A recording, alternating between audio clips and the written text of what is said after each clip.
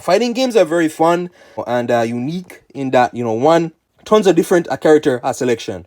So whether or not like you play like a certain character, right? You can always change that character, right? If a character like is too hard to learn, it's combos or like its moves, right? You can always choose like another character and so on, right? Vice versa. And yeah, so a character selection. Tekken 7's roster is huge. Mortal Kombat 11's roster is huge.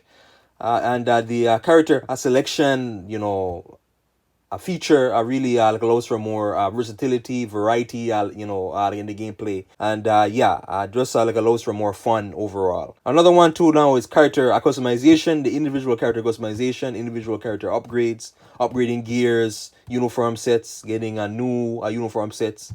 Your character, I can actually make certain fighters look very different from their default look, right? And Justice 2 is a prime example, or Mortal Kombat 11. But fighting games too, for the most part, they allow for that customization, upgradability, and yeah, etc. Right? And unlocking newer. Sometimes too, is gonna be a lock behind like a paywall, which I hate. But for the most part, though, like it's mostly gaining more XP or coin or whatever or gold to unlock a new uniform sets. Towers, arcade modes, survival modes, tag teams, right?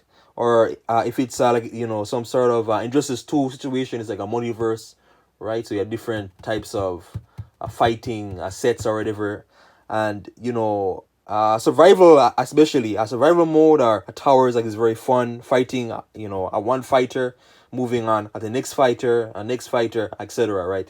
A survival mode is more so like your health bar carries over to the next fight, right? But a towers too, a towers though is very fun.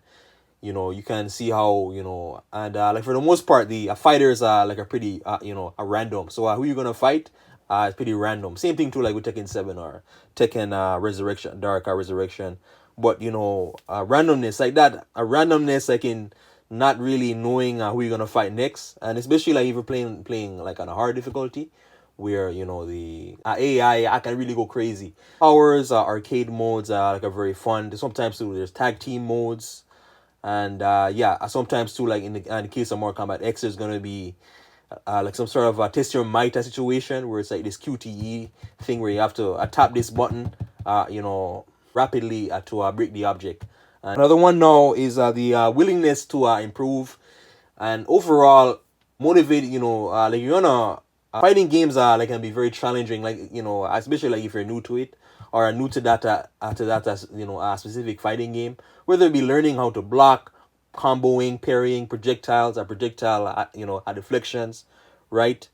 You know, sometimes too, deflecting like regular moves that can be hard, or some characters that have like a very hard projectile that's hard to activate. But learning these things, there's always the willingness to improve. Whether you're playing as a Kun Lao or Batman or whoever, like in these different fighting games, right?